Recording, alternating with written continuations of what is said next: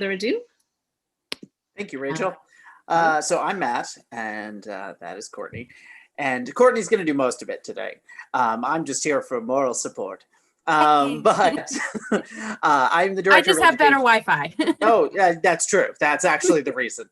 I'm the director of education at the Women's Center. For those of you not familiar with the Women's Center of Greater Danbury, we are an organization that works with victims, survivors of domestic violence and sexual assaults, survivors of those, secondary survivors, anyone who needs our help surrounding those issues. We are there 24 hours a day. Our services are available. We're located in Danbury, but we serve 13 towns from Upper Fairfield to Lower Litchfield, including Brookfield.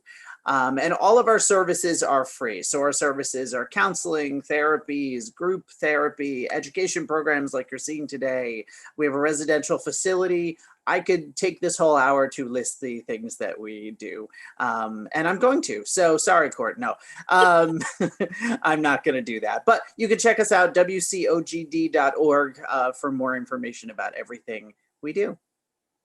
Did I cover everything?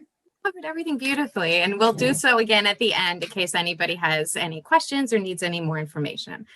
So, oh, it says it's only showing one of us at a time. It's not a split screen.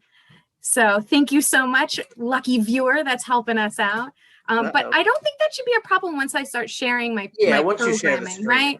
Okay, so Matt might just be a voice, or I might just be a voice right now, but don't worry, it'll give you all the proper information that you need. So I'm going to go ahead and share my screen, and we're going to jump right into the Know Before You Go programming. Again, at the Women's Center of Greater Danbury, we're always here to help. The person that texted me, if you cannot see my screen, please let me know. We want to make sure everyone gets this information. So again, like Matt said, we're there to help. And please know that as your students, as your children are going off to college, no matter what state they're in, no matter where they're going, we are here to help.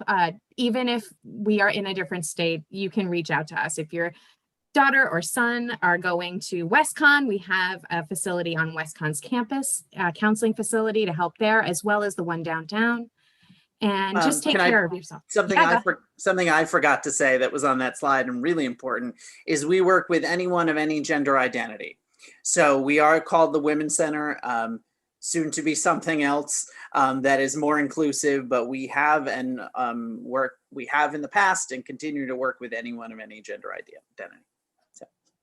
Awesome. Yep, we help everybody. So take care of yourself. With the material that Matt and I will be presenting today, it can be sensitive in nature.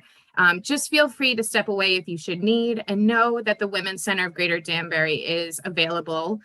We have 24-hour hotlines you could call, and then Matt and I are available after this programming. We'll provide our emails, and you're more than welcome to reach out. But make sure you're taking proper care during this very sensitive topic. And the good thing about Rachel and the Brookfield Library doing this is this will be up on their YouTube archive. So if you decide you can't watch it live tonight, it will be there for you, along with a lot of programs that we have done in the past year for them. So Kimberly Crenshaw coined a term called intersectionality, and we like to highlight it at the start of all of our programming at the Women's Center, just to know that when most of our programming is done, we're in person and it's conversational, and we just want to highlight, be sensitive to the way that you talk to other people, have empathy. You never know where someone's coming from or experiences they may have had, or their access to resources or their lived experience. So as we proceed with this programming, just take care of yourself and others. Our main learning objectives for the next hour is to understand affirmative consent, understanding sexual violence on college campuses. We're going to talk about campus culture, and we're also going to address the Me Too movement, how that has changed the way that people talk about sexual harassment, sexual assault, how students can report, and also bystander intervention and how you can help. Yeah.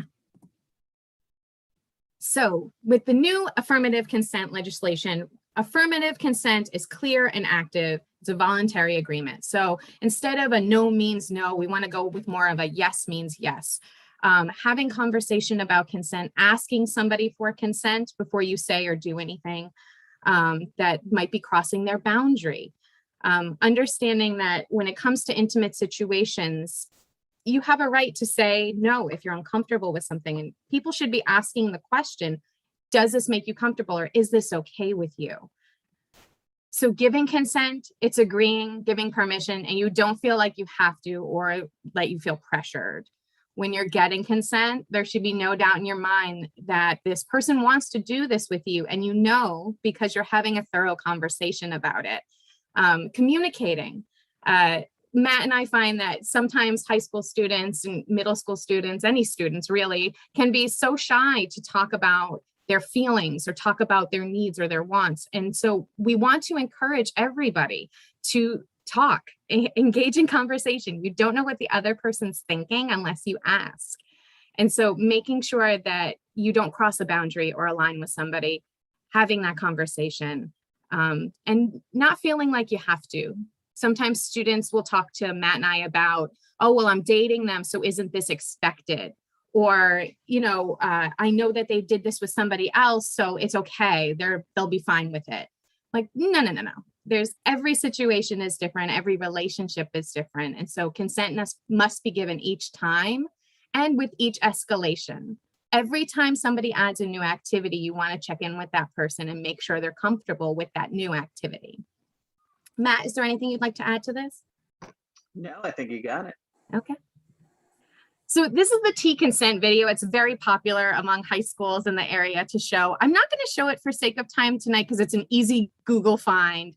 The T consent video. Also, most of your students or your children have probably seen this already. So feel free to look it up.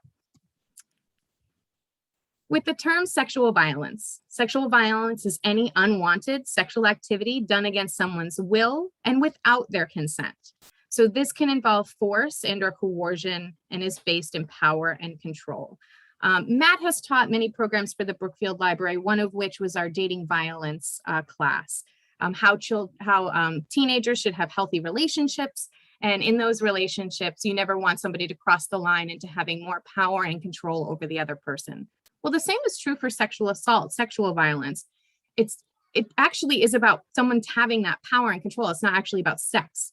And so when they do this and it involves force and or coercion, physical force, but actually what happens more often is coercing somebody into doing something they don't want to do, talking them into something they don't want to do. And coercion is something that can be done over days, months, weeks, somebody laying the groundwork to cross another person's intimacy or intimacy boundaries. And it's unwanted sexual activity. This person doesn't want this interaction. And again, that based in power and control, the person has the power and the control in this situation. They have not asked for consent. Without consent, you run the risk of sexual violence. In life, you will hear the term sexual assault and sexual violence. They're used pretty interchangeably. And so when we're talking in this program, I just want to highlight for you, the sexual assault is used mainly in the criminal justice system. It can include rape, unwanted sexual contact, or forcing somebody to do sex acts, whereas sexual violence is more of an umbrella term. It encompasses many other things like non-consensual pornography or sexual harassment. When it comes to sexual violence or sexual assault, this can happen to any gender. It does not matter who it is. It doesn't matter their sexual orientation. It doesn't matter. Sexual violence can happen to anybody. And so at the Women's Center, we, as Matt said, are open to talking to anyone that may have experienced or be a victim or survivor of sexual assault. Women are more likely to be sexually assaulted within their first 2 years of college. And when I present this question to college senior or high school seniors, when I say to them, why do you think that is? There's usually a lull. And then all of a sudden, there's a very nice individual that will raise their hand and say,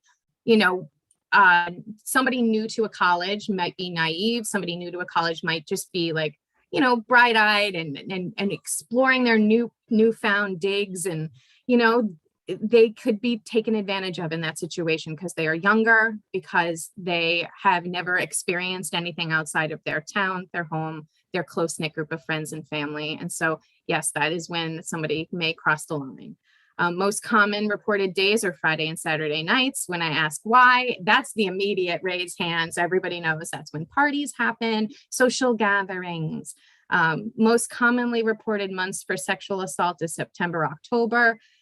When presented with this question, there's usually a little lull, and then all of a sudden it kicks in like, oh yeah, that's Halloween. And then that snowballs into, oh yeah, then there's homecoming. Oh, if there's a school that has fraternities or sororities, there's rush week. And then all of a sudden it sparks this conversation about how active a college campus is all year round, but mainly in that fall area where everything is new. Everyone is out exploring and interacting. You're meeting the new people in your dorm. They're having a party. You're going to get together and go to the green and like check that out and play Frisbee, or I don't know. Everything is super active those first couple of months of college. And so unfortunately that it could be a time where someone crosses somebody's boundaries. Something really informative to know for anybody going off to college is the Clery Act. So while you're watching this or after you've watched it, because you're so engrossed in how wonderful Matt and I are and Rachel are at doing this, you would want to look up your college or university that your son or daughter has chosen to go to. You would just type in Clery Act and you type in that college or university. And what would come up is the consumer protection law that provides transparency around that college campus, telling you exactly what has happened on that college campus as a reported crime. And this was set up because of Jean Cleary. This is another video that's super wonderful, but a little long, but absolutely amazing. Jean Cleary, her mother started this foundation 25 years ago. That actually now that would be 30 years ago. And it is to provide that transparency. It's because Jean went off to college, was partying with some friends. Her friends wanted to go along to another party. She decided, no, I kind of want to go back to my dorm. And when she got to her dorm, in the stairwell of her dorm, she was sexually assaulted and she was murdered. And so her mother really wanted more transparency around crimes on campus and crimes in the area. And so because of her, we now have the Clery Act. We use WestCon as an example because we have a women's center location on WestCon's campus. And sometimes a lot of the students in the area do head off to WestCon in the fall. So when you look up the Clery Act and you look up WestCon, this is what would pop up. I would tell you the total enrollment as well as the Midtown campus location. And then it also has a West Side location. That's not common for most university or colleges. They usually have one central campus, but with WestCon, we have two. It's good to know the security officer, fire safety officer, and lead Title IX coordinators' names before you go off to school. It is good to be prepared. If anyone watching this has been a Boy Scout or a Girl Scout, you know the prep. Like, it's good to be prepared, and knowing where to go on campus if something should ever happen is so important. You get there, it's super overwhelming. You've worked so hard to get to this college or university. And now this is your new home. You're going to plant your feet, you're going to grow. And there you want to feel safe. And so in that, arm yourself, like have this information. Where is the police department located on campus? Where is the fire safety officer? How would I be able to reach the Title IX coordinator if it was something that happened over the weekend? These are all things that you should be thinking about. And I know you're already thinking about mini fridges and, you know, is all my clothes going to fit in the closet? But again, this is something to keep in the back of your mind too. When you look up WestCon, all the different types of offenses will pop up. And so this then will show you the number that have happened on campus. And then there's also the VAWA offenses. VAWA is violence against women offenses. And so knowing that when this pops up, you can see numbers. And so I usually propose the question to students like, is it good to see numbers? Like, do you want to see numbers or do you want to see all zeros? And most of the time I get students that say, oh, you want to see all zeros. And I just say back to them, like, but is that realistic? Like, if somebody saw zeros at a college that they were looking at to maybe go, would they want to see all zeros? And then every once in a while, you'll get somebody that raises their hand and says, no, actually, if it's all zeros, that means that people don't know how to report or don't feel comfortable reporting, which is true. Because we don't live in a perfect world, and there are people that do cross lines and cross boundaries. And so you want to see numbers, even though that sounds crazy, it is a good thing.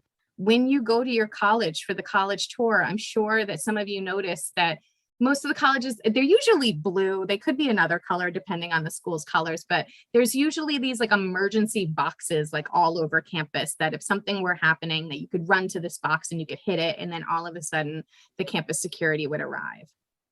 And that's important for students to know where those are located, and then also how to report, whether it's reporting to something like the Women's Center, or going to a counseling service, or going to an infirmary on campus or a nurse on campus, whatever is provided for you there. It's important to know that there are crimes happening on campus and you want to know how they're being handled. You want to know the follow through of how that victim is being taken care of and what happens.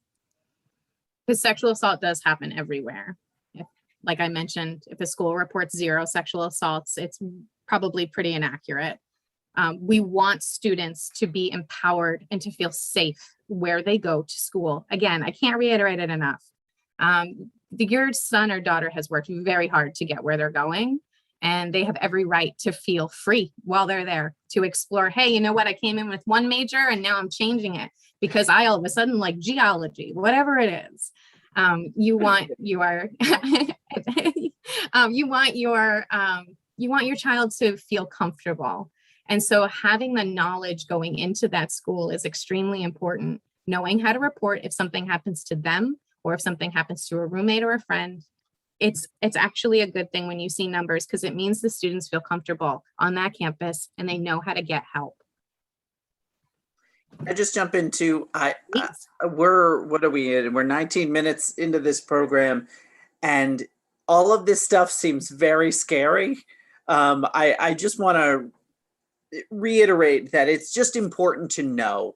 We always say it's the what if scenarios, and knowing all this information. Knowledge is power, as corny as that sounds.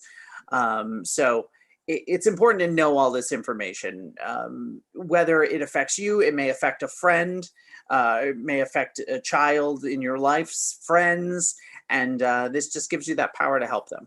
So I know a lot of this information can be like, oh my goodness, but we're not here to scare you. We're here to empower you with knowledge and to seeking out that help. Thanks, Matt. So 19 and 20 sexual assaults on campuses go unreported. Why do you think that is? Why would some crime like that go unreported? Why would somebody choose not to seek out help? Well, there's the fear that they won't be believed. There's the fear that, you know what, if I tell somebody this, they're going to question me, or they're not going to believe what I have to say, and that's going to make me feel victimized even more. They could be embarrassed or ashamed about what happened, not remember what happened, feel as though what's happened to them is a personal thing and they don't want to discuss it any further. They just want to move on. Again, the process can be re-victimizing. If that person tells a counselor, and then that counselor is like, okay, you know, I'm here to help. Thank you for telling me. Now, do you want to report? Because if you do, yes, you would have to go make a formal report to the police, and the counselor will be with you the whole time. But yes, there is that process of talking about it all over again. And then if that person does decide that they want to seek help at a local hospital to have a kit done, then that can also be re-victimizing. That's why the Women's Center exists, and that's why we're here to help support victims of sexual assault, because no part of that is easy, and nobody asks for sexual assault. There's the fear of retaliation. Again, justice does look different for everybody, and they don't understand what happened. That is something that we do have students come and talk to us about, which is, I don't remember what happened. I don't know how it started. I don't remember how it ended. Students get very overwhelmed with wanting to give the details to a counselor and not having the memory or just the wherewithal to talk about it, but they know something happened, and we're here to support.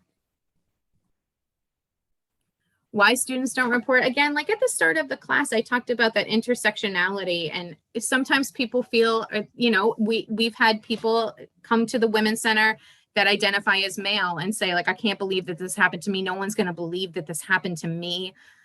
We have students that are LGBTQ and are not out to their families, and therefore they don't want to talk about it because they feel as though if they go to the hospital, well, I'm on my parents' insurance, won't they find out that I've been here, that I've sought help?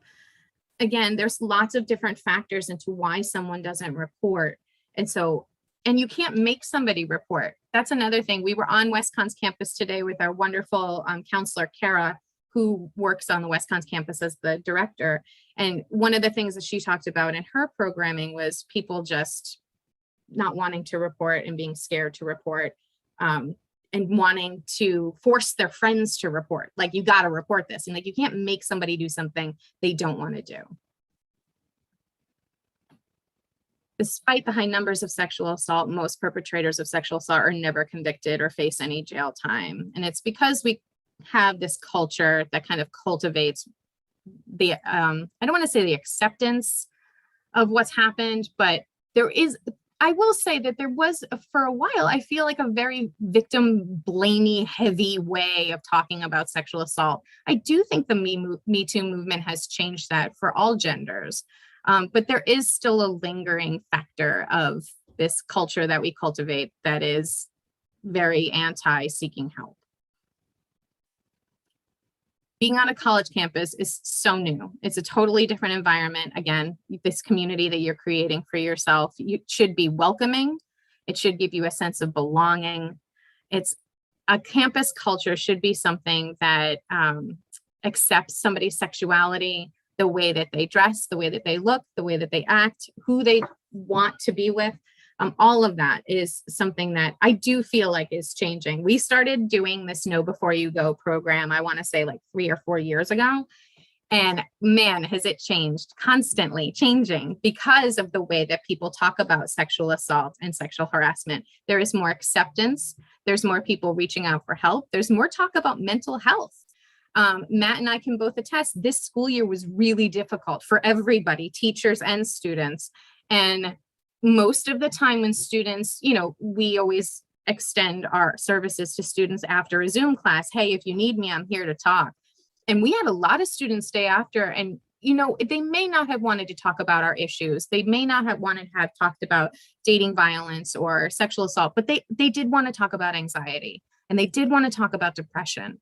And we wanted to listen, and we want to support, and we want to lead those students in the right direction of seeking out help. But I was always just so thankful that they took the time to say, hey, I'm having a trouble and I need help. And when a student does that, they make that decision to reach out for that help. It's so important for them to know an adult is on the other end of the screen or sitting across from you that wants to help and support you. So to reiterate to your kids, people want to help. They just need to know what's going on with you. So in an environment where rape can be prevalent and normalized, we just want to say, you go out there and you say, you know what? I don't like that joke. I don't like the way you're talking to me. I don't like the way you're talking to her. I don't like the words that you're using. I don't like how you're so close to me while we're dancing. Could you please back up? Again, it's little things that add up. Matt likes to say it's a snowball effect. It starts off small and then it can grow into something that is completely out of control. And so if you see something, say something. Don't ignore it. Don't minimize it. If someone says, hey, that bothers me or that hurts my feelings, we want to take that seriously. How do we do that, Courtney? Well, we don't victim blame. We don't slut shame. We don't put people down for who they are. We reach out for help and we offer help to people. Again, when you see something happening, and I always get a little bit of a laugh because I'm old. I'm a little old. I'm not that cool. I'm kind of cool. I'm cool in my circle. I wouldn't say I'm cool with like everybody, but like with students, I'll say things like, listen, if you've got clout, you got to use it. If people look at you as a leader, be that leader. Because it is amazing to go into our 13-town catchment area. We go to all these different schools, and every school is so different. And every school, the grade, the specific, like this senior class or that junior class, like they all have a reputation, right? Like they come with this like, oh, these kids are great. These kids are they're amazing. They challenge everything in a wonderful way. They like want to learn more. Like it's great when you go into a school and you've got a group of students that really work together. I was at a local school and I was teaching a class kind of like this. We were teaching sexual violence and how to get help. And at the end, a group of friends stayed on just to say thank you. And I was like, it was one of those days at like the beginning of the pandemic. So like I was super emotional. So they're like, hey, we just wanted to stay on and say thank you. And I'm like, thank you so much. This is so hard. And they were like, this information is valuable. And some of our fellow students really needed to hear it. And we're going to help keep this message going. And it was just wonderful and heartwarming and made my heart explode with happiness, because there is a feeling of if there's a good group of people, we want them to be the ones to lead, and don't exclude people because of who they are. Don't just go along with the crowd in a negative way. Don't hurt people because we've been dating, so this is okay for us to do this, and you owe it to me. And if people feel that way, people act that way, if that's accepted, that's not okay. I think I will show, where am I at on time? I'm not going to show this, but it's well, no, Matt, what do you think? Got a lot to get through, so maybe I'll scout. But again, this is a wonderful video about Terry Crews. Terry Crews, obviously, you know him from The Expendables or Brooklyn Nine-Nine. Again, YouTube it. Just type in Huffington Post, Terry Crews testimony. He talked about his sexual assault, and it was very powerful. If you look at Terry Crews, if you know who Terry Crews is, he's the epitome of man, right? Like, and he comes forward and discusses being a victim of sexual assault. He was groped at a party, and he immediately addressed the situation. And the person that did it was just sort of like brushing it off of like, oh, well, come on, like, it's not that bad, like, come on. And it really affected him, and it stuck with him. And he talks during his testimony about having to have that feeling of being violated. And the day that he came forward and discussed his sexual assault, more men came forward to discuss that they had been victims of sexual harassment or sexual assault. If we place blame on victims, we're not placing blame where it belongs, which is the perpetrator. And it's never the victim's fault. Nobody asks for sexual assault. Nobody asks for sexual harassment ever. We are doing this program as a preventative. Again, like Matt said, we're not trying to scare you. Like, our job is a lot. It's a lot every day. It's been a lot for the years that Matt and I have been working for the Women's Center, but we love our job. We love being able to support people in our community and let them know that there's a place for you to go and talk about something if it should ever happen. We do programming for younger kids, and when we talk to them about you're the boss of your body and nobody's allowed in your personal bubble, at the end of it, we say to them, like, hey, I'm in your school, like, if there's a fire drill, like, where do I go? And the students immediately will tell us, you got to line up, you got to grab the backpack that has all the information, you go here. And I said, okay, so you're prepared if a fire happens. We're preparing you if someone crosses your boundaries. Matt, do you have anything you'd like to add?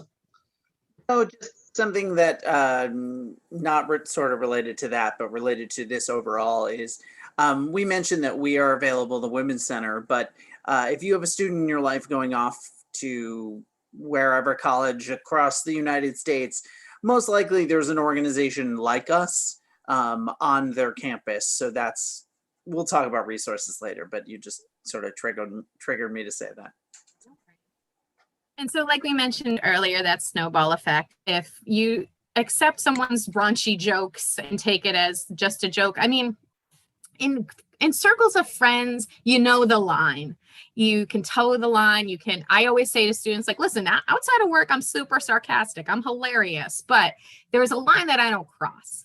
And if there's someone in your group of friends, or even in your outer circle, or a friend of a friend, because in college it's all mixed. Like, you have acquaintances, you have your floor friends, you have friends on your rugby team, like there's friends all over the place, and they all commingle. But if somebody is constantly making inappropriate jokes, or if someone is constantly grabbing at other people or getting handsy with someone, and they're like, oh, this is just who I am, if it makes people uncomfortable, we want to just tell them and say, like, hey, you may not know this, but like, you actually crossed the line. Like, it actually hurts our feelings, or it actually offends me. Because if that person gets away with those jokes and gets away with being handsy, you never know what the next step for them to be, what their next thing is going to be to do. So how you can get help. Just trust your instincts. Notice if something feels off. Interpret a situation as an emergency. If it feels wrong, it is wrong. If your spidey sense is up, like, go with it. We all have a fight, flight, or freeze reflex, and you need to lean into whichever one you're feeling in that moment because it's most likely right.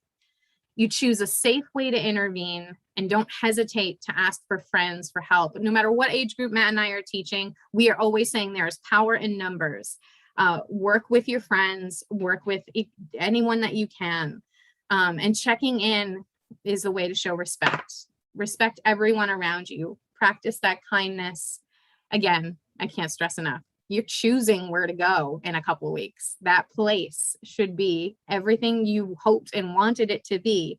And you are a part of that community. You represent that community, and now be a positive influence on it. With the bystander intervention portion of this class, there's many different ways that you can help out. I mean, there are people that are very assertive and can go into a situation and say, like, hey, I don't like this, like, or, you know, if two people are in an intimate encounter and one person is crossing another person's boundaries, somebody might say, hey, stop, I don't like that, like, knock it off, you're hurting me, or I didn't say you could do that, I didn't say you could touch me there. There's other times where somebody might feel intimidated. The thing that I hear the most from high school students is if two people are in an interaction that's intimate, I've had students say to me, well, I didn't know what to say, so I didn't say anything. Or I hear students say, you know what, in that moment, I like this person, I have a crush on this person, but I didn't know what to say, but I froze. I froze up because I didn't know what I wanted.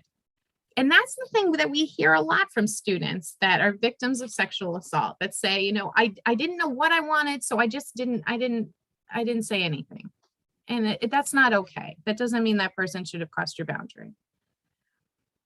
If you do go to a party, if you're in the student center, if you see something, if you see someone just interacting in a way that makes you concerned, you can just document what's happening, or there's got to be a school resource officer, or there's got to be an RA or an RD just hanging out in the hallway. You can go and you can ask them for help. You can ask them to go and investigate the situation. There's many different ways. Students love when I bring up, there's that show on ABC that, like, I'm John Quinones, like, what would you do? And like, students love that show. It must be like a family show, and students love to watch real interaction. What happens? How does somebody handle it?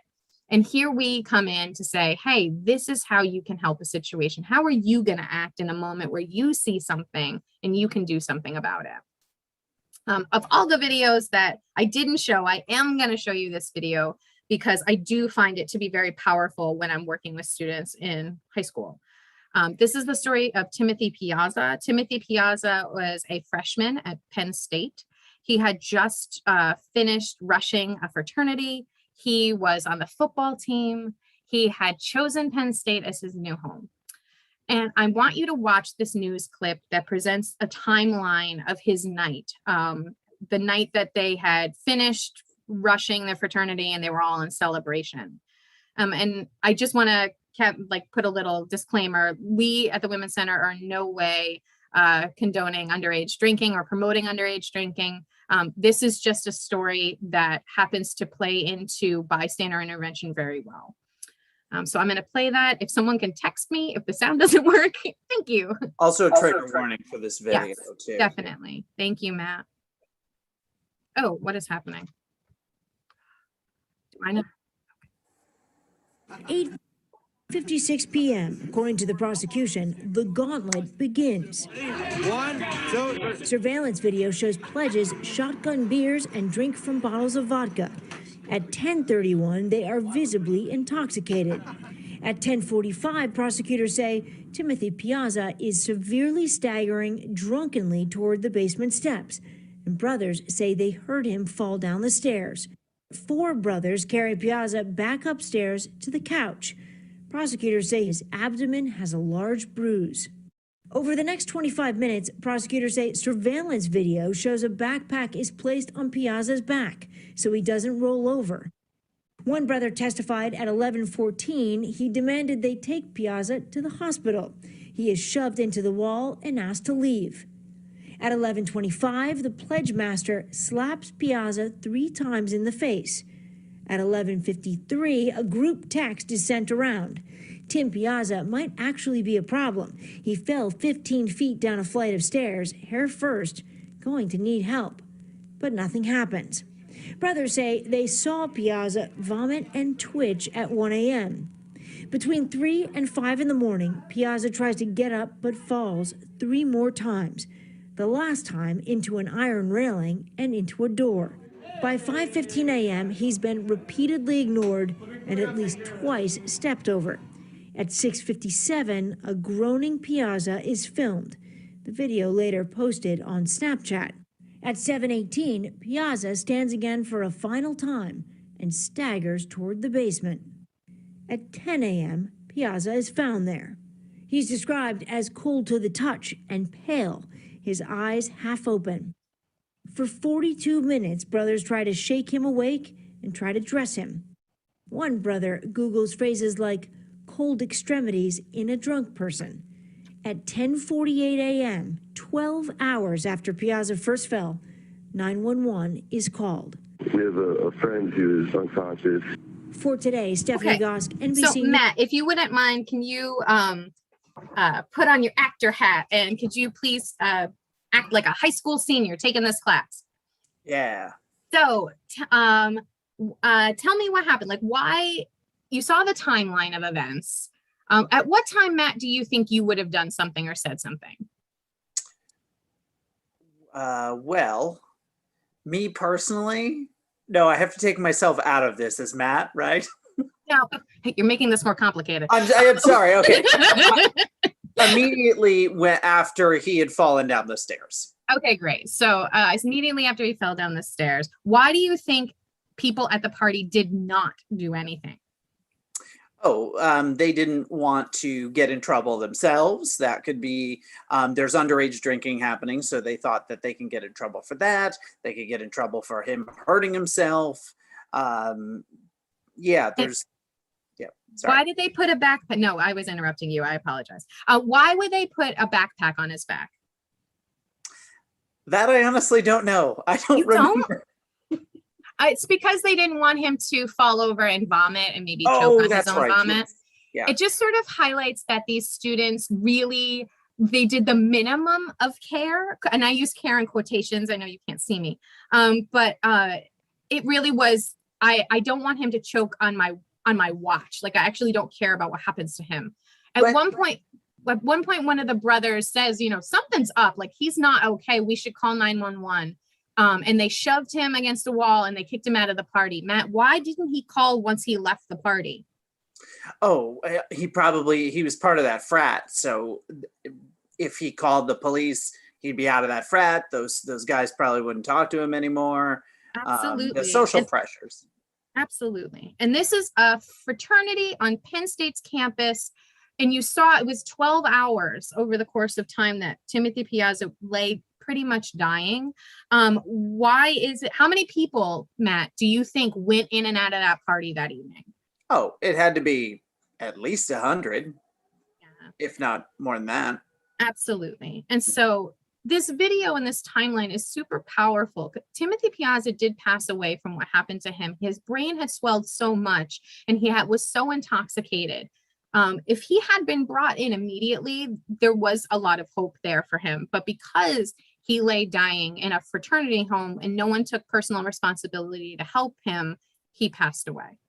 Now, in the morning, when all the brothers got together to decide to call 911, they all got together and said, hey, if anybody has anything on their phones about Tim, like, get rid of it. Snapchats, any sort of Instagram posts, anything social media related or text related. They sat and they deleted everything, but everything is traceable. And so they took more time to cover their butts than they did to actually get Timothy help. And we watched this with high school seniors, and you can see on their faces that they're completely just overwhelmed with, I cannot believe that happened. And when I tell them that he passed away, they cannot believe that happened. And I say to them, you will be at a party where you will see somebody laying on a couch and yeah, they may just be taking a disco nap and like relaxing for a minute, but I want you to take personal responsibility to go over and check on them and make sure they're okay. You will be at a party or in your dorm one day, and you're going to see one person leading another person with almost like a grab and go kind of feeling to it. I want you, if it feels wrong, I want you to go after them and say, hey, do you know where you're going? Are you okay? Are you choosing to go this way?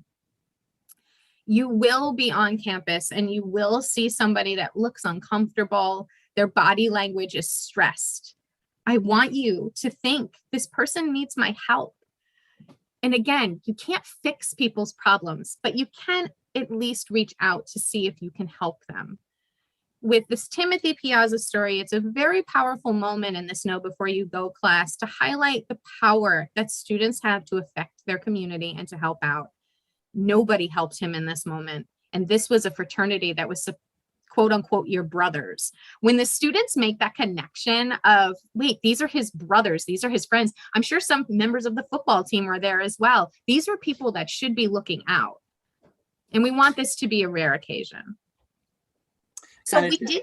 Oh, go ahead. I'm sorry, Matt. To reiterate kind of what you were saying, this is a perfect example of something called the bystander effect, in that big groups of people in this situation and in party situations, I think sometimes our brains will be like, well, somebody else will take care of that. Somebody else will do that. That's the bystander effect. When in fact, we have to assume that we are the only people that can help and take responsibility for that in that moment.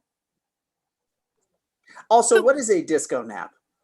Oh, you don't know what a disco? I love a disco nap. A disco nap is a nap that takes place anytime between, I think it's 4 and 9 p.m. Okay. So that you're prepped to go out and party for the night. There's your, Okay. there's your little bonus information. I learned something new today. Oh, you've embarrassed me. Okay, so we kept these scenarios in. These are scenarios we do in classes, but if there are any parents not watching that want to give their kid a pop quiz, we left them in. So feel free to pause this wonderful, amazing informational video and ask your child, hey, if you're watching a movie with your friends and a character in the movie is sexually assaulted, one of your friends rolls their eyes and says, what a joke, they were asking for it. Look at that outfit. Now they're going to cry rape. Would you intervene, and which intervention tool could you use here? It's also important in intervention situations, in all of the distract and the list that Courtney had up before.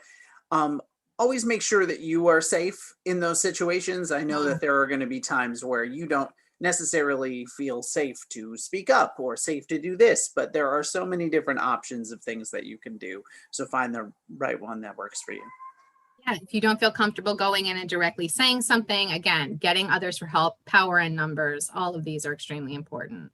And this pretty much plays off that last video scenario. You're at a party and see someone clearly drunk, stumbling and slurring their speech.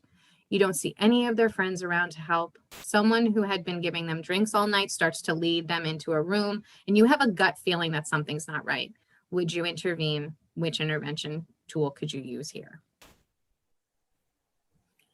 And for this last bit, we do want to talk about what resources there are and available to you should something happen. Like Matt had mentioned, no matter what campus you go to, there is some type of center that is like the Women's Center or counseling service. Remember, you are most likely either on scholarship or paying for college, and anything that college has to offer, you want to take advantage of. And so counseling, most college campuses is free. Go take advantage of it. If you need emotional support for anything. One of the things we did at orientation today at WestCon was we talked to students about like not diminishing a situation. The situation we were talking about was a student was being sexually harassed in a classroom. And when she went to seek counseling, she was like, it's not that bad. Like, I mean, it's bothering me, but it's not like a big deal. But it is a big deal. If it's something that bothers somebody, it needs to be addressed. You don't want to qualify whether or not sexual harassment, you can't say sexual harassment isn't as bad as sexual assault. Like both are horrible and both deserve advocacy and counseling. So reaching out to counseling, knowing that there is a judicial office on campus and they take action against the perpetrator. And again, you could reach out to the Title IX coordinator. They're there to help if you feel discriminated against because of race, religion, gender, sexual orientation, or if you're sexually harassed or sexually assaulted. They can move classes, dorm rooms. They will help you. And then you can also go to the police if you want to file a police report and pursue it as a crime. That is at your option too. You can do all 4 of these. You can do one of these. You can do none of these. It's all your choice. No one's going to make you do anything you don't want to do. So be aware that when you report, you do have a right to privacy, and you do have a right to choose what happens next. So this sort of breaks down for you what happens when you go to the different offices. At counseling and advocacy, again, most of the time it's going to be free and confidential. And you know what? If it's not free and confidential on your college campus, reach out to the Women's Center of Greater Danbury, because we are free and we are confidential. We will explain the victim's rights, and if it's on campus, they will tell you what happens next within that campus community. They can help you safety plan and provide further services, as well as group counseling or individual counseling. The Title IX coordinator, as I stated, is there to help against any type of sexual harassment or gender-based discrimination or sexual violence. Again, we cannot stress enough in our programming that this does not just apply to females. This applies to everybody. Sexual assault, dating violence, sexual harassment can happen to anyone. Victims can make a report and receive support services without taking judicial action. Again, everything is individual. It's your choice whether or not you sew them together. With judicial affairs, they will work with the Title IX office with your approval. And again, that would be to conduct a hearing should that person need to be removed from campus to live, or removed from campus or university forever. So reporting to the university does not mean you're reporting to police. Again, this is all separate. And lastly, reporting to the police. Reporting to the campus police does not mean you're reporting to the university. So be aware that you have options. If something should happen, you could report to the police on campus, or you could report to local police. That's another choice that you get to make. And again, you can always reach out to counseling and advocates for what is the right choice for you. A counselor and advocate is there to help you lay out all your options once a sexual assault or sexual violence has happened, or whether that's stalking, whether you have somebody that is, following you on campus or following you on social media, and it gets to a point where you feel as though they've crossed a line. Reach out to counseling, because they will really give you the guidance as to what to choose next. This is my favorite slide in the whole thing, because I feel like it is so good for students to be prepped and ready in case anything should happen on campus. You know where these offices are, because depending on how large your campus is, like if you go to NYU, your campus is New York City, like your buildings that are administrative offices or help offices or classes, they're all over New York City. So you would want to know, where are the health services? Where is the police department? How do I get student wellness at this campus? If you're on a campus like WestCon, you have 2 separate. You have the West Side campus, you have Midtown campus. Are services available at both, or just one? You're going to want to know the location. You're going to want to know the phone number. It may sound very grandma of me, but I don't care. Put it in your phone. Put in the campus police phone number in your cell phone so that you have it if you need it. Same thing with health services. If there is almost like an emergency nurse situation on campus, you want to have that. You never know if you're going to have an accident on campus, or if you're going to need immediate help. It's good to know where judicial affairs is, any type of violence prevention offices, anything you think you're going to want to reach out for help with. Put the number and put the location in your phone, because when there's a moment of panic or fear, or if you get worried, or if you need it, you have it. You don't have to Google it. You already have it. Our phones are amazing, and we can look up anything at any time, but it's always good to be prepared. If anyone in your life should come to you and say that they are a victim of sexual assault or sexual harassment, the best thing to do is to say to them, "Thank you so much for telling me." When someone discloses sexual assault or sexual harassment, they usually tell one person. They don't tell many people. So immediately starting the conversation with, "Thank you so much for trusting me. Thank you for telling me." is a great way to start. Believe them. Don't judge them for what happened to them. Remind them of their strengths. Remind them what makes them human. Remind them why you love them or like them. You want them to kind of feel grounded, looking into their eyes, making sure that they feel heard. Offering resources. So saying counseling services, whether at the Women's Center or, if you're living in a dorm, going to the resident director, going to a resident assistant. You know what, if you're on a college campus and you have something happen to you, no matter what it is, if you have a college professor that you've connected with, reach out to them. They're mandated reporters, just like Matt and I. As a mandated reporter, it's our job to report anything that has been disclosed to us where we fear for somebody's safety. And so if you do have that need to talk to somebody, offer up anybody working on that college campus, because they're there to help. And if this happens to you, know that you are not alone. Whatever you're feeling is totally okay, and that's not your fault. People react very differently to trauma, no matter what it is. Sometimes people get really angry. Sometimes people get really sad, closed off. Sometimes people want it to go away, and that they just get very active and go out even more to sort of distance themselves from what's happened. Just know that whatever emotion or feeling you have after something traumatic has happened, don't judge yourself for it. Just understand you're human, and there are other people that want to help you. You just need to reach out for that help. Whatever you're feeling is okay. This is not your fault.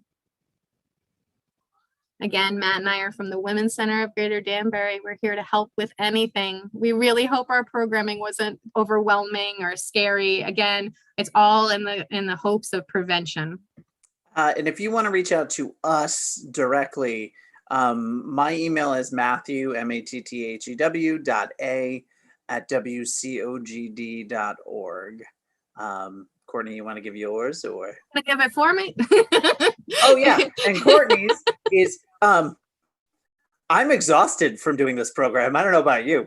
That's like, Courtney, seriously, I just talked for an hour. You can't help me out and give my email? Courtney.l@wcogd.org is Courtney's email if you want to reach out to us directly and have questions.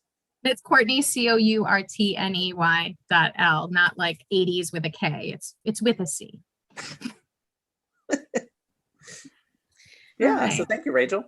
Thank Thank you. you both. Thank you, Courtney and Matt, for a really important program. And when my daughter's ready to go to college, I'm going to make her go to one of these if she doesn't get it at school. It's really wonderful. And for anyone who's watching, as we said before, it will be recorded, or perhaps you're watching it off the recording, and it will stay on the Brookfield Library YouTube channel for the foreseeable future. So you can look at a later time if you want. And there are other programs that that we did with Matt, that Matt did for the library, that are on there as well. If that's something that you're. I talk more in those. You do talk more in those. Yeah, definitely. We don't have Courtney in them, unfortunately. She did a wonderful job. And so anyway, yes, thank you so much. And please take advantage of the Women's Center of Greater Danbury, because they do wonderful things. So. Thank you.